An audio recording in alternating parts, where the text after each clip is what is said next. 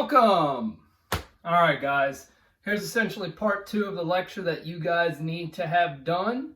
What we're going to do is we're going to look at our revolutions: American Revolution, French Revolution, Haitian Revolution, revolutions that happened in South America, okay, and revolutions in Mexico. And we're going to see that what happened after that over the next 15-20 years. So we're going to take them bit by bit, and we're going to talk about what exactly happened immediately.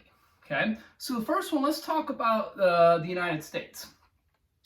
After the revolution in the United States, we have a very stable republic. All right, for the most part, it's good times.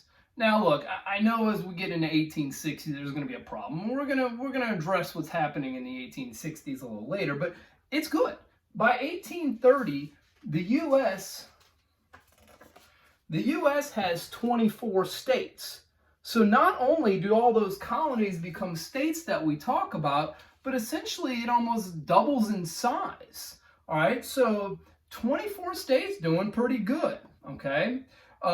We see that the United States continues to expand westwards. They continue to expand into new territories.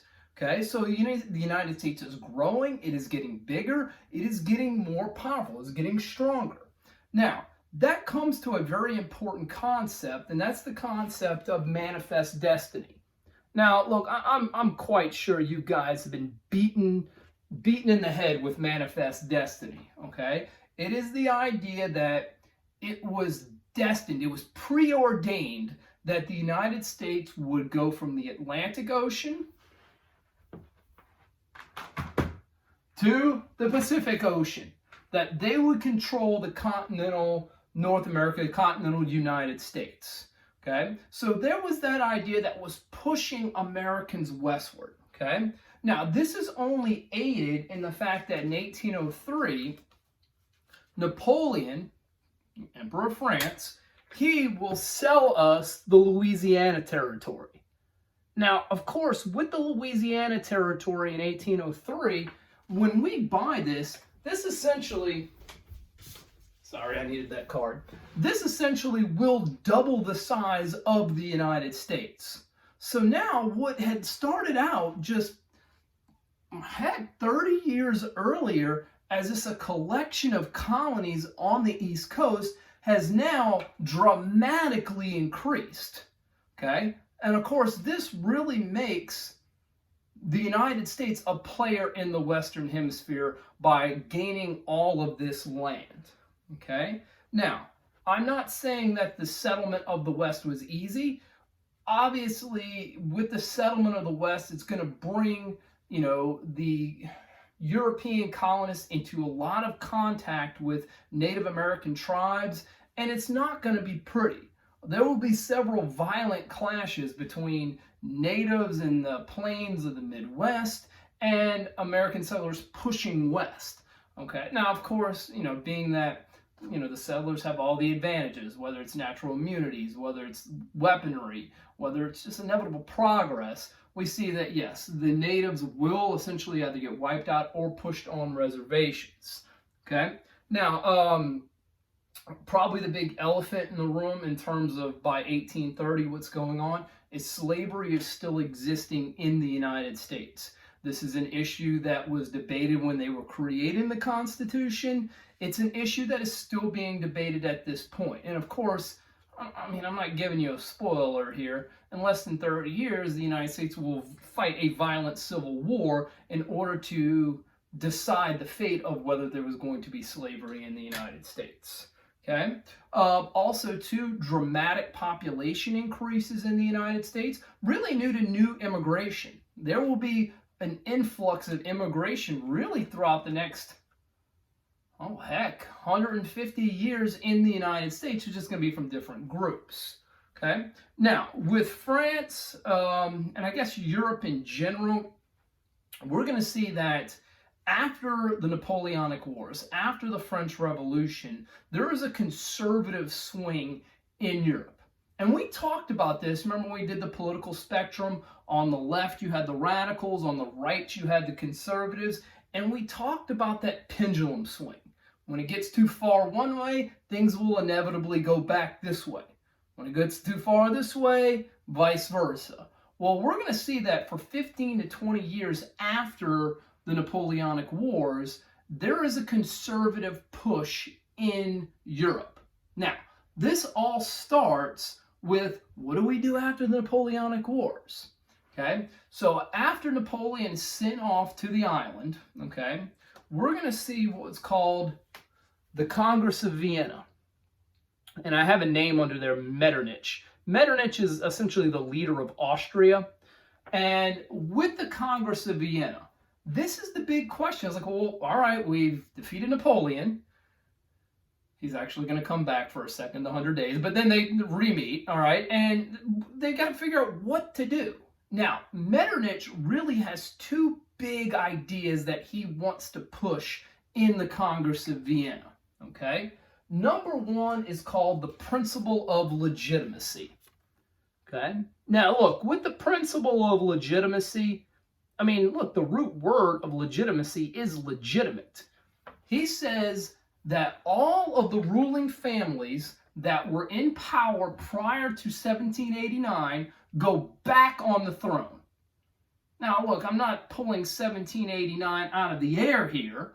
1789 is when the French Revolution started. So all the ruling families in Western Europe, all right, because we'll ignore Poland, okay, all those ruling families, they go back to the throne. So in France, that means that the Bourbons go back on the throne of France. So go back to the old ways. We want an autocratic king. We want a strong church. We want the aristocracy to have strength. Okay, that's what they're pushing for. Now, look, I mean, you're pushing very far right here. Okay, inevitably, it's going to have a backlash, and we'll have more revolutions in France and, of course, in other places as well. The other big principle that Metternich pushed at the Congress of Vienna is what's called balance of power. Okay? Now, look, I'm not trying to trick you here with balance of power. They wanted everybody in Europe, and keep in mind, it's a handful of large empires. They wanted everybody in Europe to remain relatively equal. Okay? And what they're doing by that, they're trying to prevent another Napoleon from happening. They said, look, France got too strong, and then when France got too strong, it became like a snowball that just went down the hill and got bigger and bigger and bigger, and nobody could stop it, except Russian winter, okay? But nobody could stop it. So what we need to do is make sure that everybody is relatively equal in power. So they're going to enlarge some areas. They're going to cut some areas down. But probably the big effect of this is that France doesn't really get destroyed after the Napoleonic War. France only they lose like less than 10% of their total area. So you would think that, oh, okay, France is gone after the Napoleonic Wars. No, it stays relatively intact because you needed a strong France to perhaps counterbalance England or to counterbalance Prussia. Okay, so with the balance of power theory, and this actually works for quite some time, okay, until it doesn't work, okay? Another big thing that happens after the Napoleonic Wars, but maybe just in general, is the idea of nationalism. Now, look, I'm sure you've been given the textbook definition of nationalism. It's pride in your country. And yes, modern day, it is pride in your country. However, in the 19th century, when it was developing, it was the concept that people of a given area, they had things in common. What made them a unit was not a king or an emperor that ruled them. What made them a unit is that they had similar languages, they had similar customs, they had similar traditions and similar ideas. And that's what united them. Not some king saying, I declare you my guys. No, like we're our own thing, okay? Now, with nationalism in the 19th century, this is going to be a huge driving force behind so many things in Europe. Nationalism will be used to break things away. Nationalism will be used to bring things together. It's numerous different things. Okay? Now, specifically, right off the bat, I do want to talk about nationalism breaking away things. In 1829, we're going to see Greece, okay, that big territory on the Balkan Peninsula, they are going to break away from the Ottoman Empire.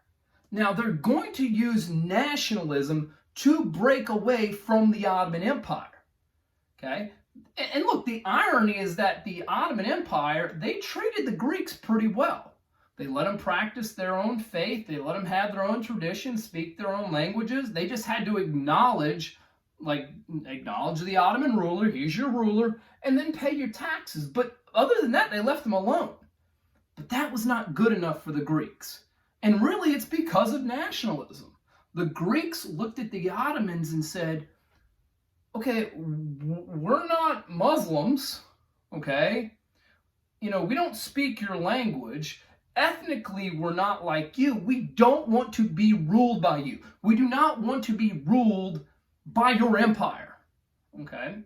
Now, with that being said, the Greeks, in no conceivable way, could ever dream of challenging the Ottomans. Even though the Ottomans are in severe decline by this point, still, the Greeks have no chance at beating the Ottomans.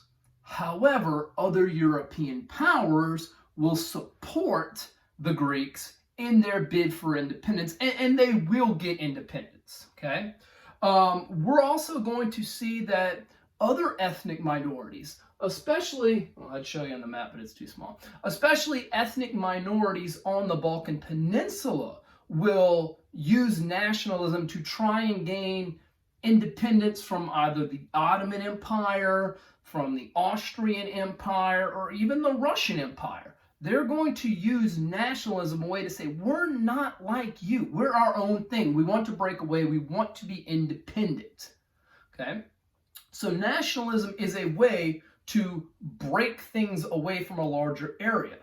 But ironically, nationalism can also bring things together.